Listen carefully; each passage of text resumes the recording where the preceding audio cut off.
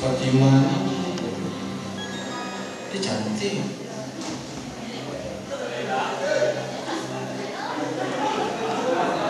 Gaji kurang lagi, gaji kecil. Keluarganya pula tak suka. Lepaslah lagi. Entahlah. Nak kahwin pun butuh banyak duit. Keluarganya memilih sangat. Ajar, oi.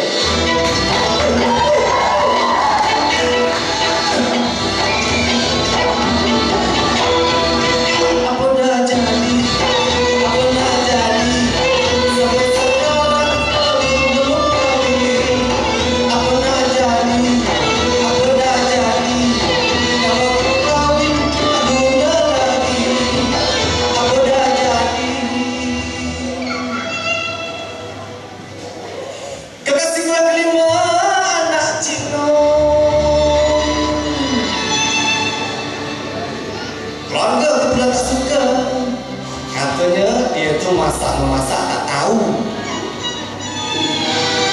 Jatuh cinta pula dengan si Hawa. Pinanganku tak diterima. Kononnya keluarga mereka juga berada. Lepaslah lagi. Hoi tuan boy, nak kawin. Nak kawin pun banyak duit. Entahlah dunia.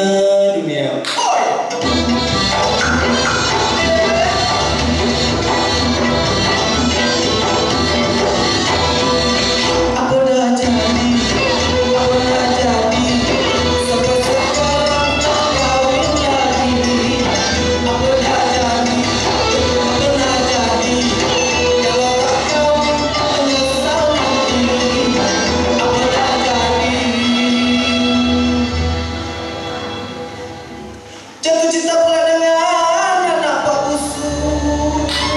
Cantik orang. Putih kuning baik budi. Aisyah namanya. Amboi. Kedua-dua keluarga pula dah suka.